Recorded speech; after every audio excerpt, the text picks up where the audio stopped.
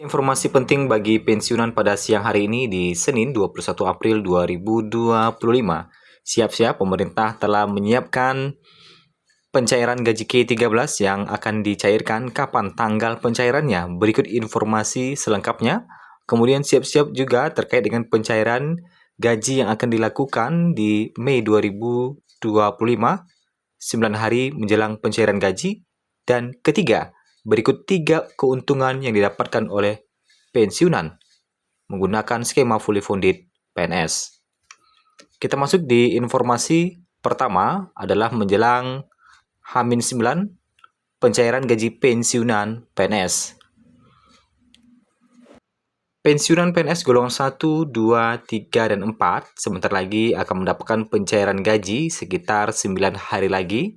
Adapun tanggal 1 Mei 2025 jatuh pada hari Kamis. Dengan demikian, pensiunan PNS akan mendapatkan pencairan gaji tepat pada hari tersebut sesuai dengan komitmen PT Taspen.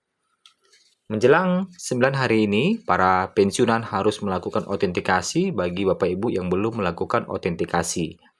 Karena autentikasi ini penting agar pencairan Bapak Ibu bisa dilakukan tepat waktu. Perlu diketahui, selain gaji pokok pensiunan, golongan 1, 2, 3, dan 4 akan mendapatkan tunjangan pangan dengan nominal yang sama. Lalu, berapakah gaji pokok pensiunan PNS? Untuk golongan 1 akan mendapatkan gaji mulai 1,7 jutaan hingga 2,2 jutaan.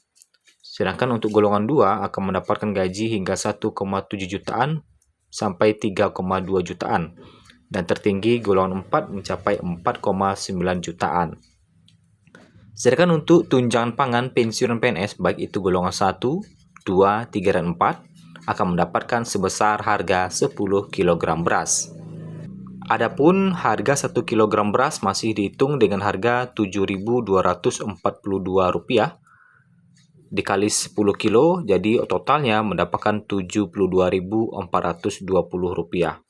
Sayangnya nominal ini masih belum berubah, padahal harga beras tentu mengalami kenaikan dari tahun ke tahun. Tetapi itulah tunjangan pangan yang disediakan oleh pemerintah. Kemudian kita masuk di informasi kedua, tanggal pencairan gaji K13, yang mana jadwal pencairannya sudah diumumkan oleh Sri Mulyani. Presiden Prabowo Subianto dalam aturan terbarunya sudah menetapkan jadwal pencairan gaji K13 untuk pensiunan pegawai negeri sipil atau pensiunan PNS tahun 2025. Nantinya gaji K13 ini akan ditransfer oleh Menteri Keuangan Sri Mulyani kepada para pensiunan PNS melalui PT Taspen. Sebagai informasi, gaji K13 ini merupakan sesuatu yang diberikan oleh pemerintah kepada pensiunan PNS sebanyak 1 kali dalam 1 tahun. Selain untuk menjamin kesejahteraan, gaji K13 juga dibayarkan dengan tujuan mempertahankan tingkat daya beli masyarakat melalui pembelanjaan pensiunan serta pegawai lain yang menerima gaji K13. Seperti tahun-tahun sebelumnya, gaji K13 ini dibayarkan kepada pensiunan PNS ketika menjelang tahun ajaran baru. Untuk tahun 2025 ini, pensiunan PNS akan mengantongi gaji K13 pada bulan Juni 2025 mendatang. Akan tetapi, dalam PP nomor 11 tahun 2025 tidak disebutkan tanggal pasti pencairan gaji K13 pensiunan PNS. Namun, jika merujuk pada tahun-tahun sebelumnya, gaji K13 biasanya disalurkan pada tanggal 1 bersamaan dengan gaji pokok. Perlu dicatat bahwa dalam PP nomor 11 tahun 2025 ini, Presiden Prabowo menulis aturan lain soal jadwal pembayaran gaji K13. Apabila gaji K13 tidak dibayarkan pada bulan Juni, maka pensiunan PNS akan menerima gaji K13 setelah bulan Juni 2025 mendatang. Meskipun demikian, nominal yang dibayarkan tetap didasarkan pada besaran penghasilan pensiunan PNS di bulan Mei 2025. Adapun Kelebihannya adalah apabila gaji di bulan Mei itu ada potongan-potongan, tetapi untuk gaji ke-13, walaupun patokannya adalah gaji bulan Mei, tetapi tanpa potongan, otomatis nilainya akan lebih besar sedikit dibandingkan di gaji yang Bapak Ibu terima di bulan Mei itu.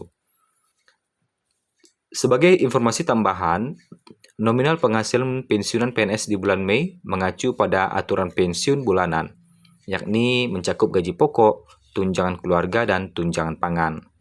Berdasarkan PP nomor 8 tahun 2024, gaji pensiunan PNS golongan 1 sampai 4 ditetapkan sebagai berikut. Gaji terendah berada di angka 1.748.096, sedangkan tertinggi 1D mencapai 2.256.688, golongan 2 tertinggi 3.208.800, golongan 3 tertinggi 4.029.536, dan golongan 4 tertinggi 4.957.008 rupiah. Sedangkan tunjangan keluarga dibagi menjadi dua jenis, yakni tunjangan suami atau istri dan tunjangan anak. Besaran tunjangan suami istri adalah sebesar 10% dari gaji pokok dan 2% dari gaji pokok untuk tunjangan anak. Sementara itu, tunjangan pangan dibayarkan dalam bentuk uang tunai setara 10 kg beras per orang, senilai Rp72.420. Pada PP nomor 11 tahun 2025 juga disebutkan komponen lain gaji ke-13 untuk pensiunan PNS, yakni tambahan penghasilan. Itulah informasi terkait dengan gaji ke-13 yang telah resmi diumumkan oleh pemerintah dan tinggal siap mencair di bulan Juni mendatang. Kita masuk ke informasi terakhir, yaitu terkait dengan skema pensiun PNS fully funded atau pesangon pensiun yang diklaim menjadi solusi kurangi beban negara. Ternyata ada 3 keuntungan yang akan didapatkan oleh pensiunan. Skema pensiun PNS ini menjadi solusi mengurangi beban negara. Ada 3 keuntungan yang didapatkan oleh pensiunan. Dalam beberapa waktu ini, pemerintah memang sedang melakukan efisiensi anggaran dan termasuk ingin mengubah skema dana pensiun PNS. Kemudian sekarang ini, skema pensiun PNS adalah PSUGO, yaitu sistem pensiun dari kontribusi pekerja aktif guna pembiayaan pensiun. Di sisi lain, skema PSUGO ini adalah sistem pembiayaan di mana pendanaan dari APBN sepenuhnya. Sementara itu, pilihan skema pensiun PNS di tahun 2025 yang mungkin akan dilakukan adalah fully funded dan defined contribution.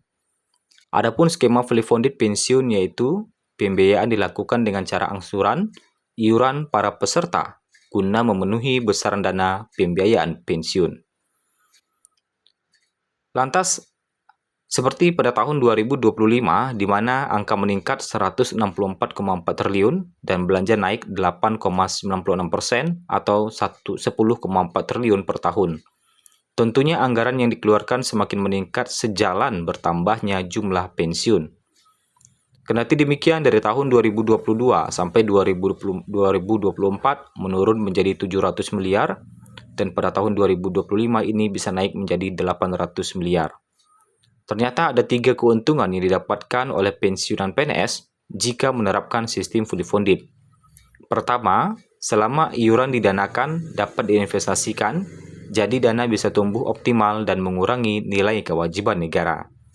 Kedua, PNS ikut menyetor iuran pensiun dari gajinya sebagai upaya disiplin menabung dan kesadaran dalam persiapan masa pensiun. Ketiga, memperoleh insentif pajak saat uang pensiun dibayarkan bagi PNS yang telah pensiun. Itulah tadi skema pensiun PNS fully funded yang bisa menjadi solusi mengurangi beban negara dan keuntungan yang diperoleh para pensiunan.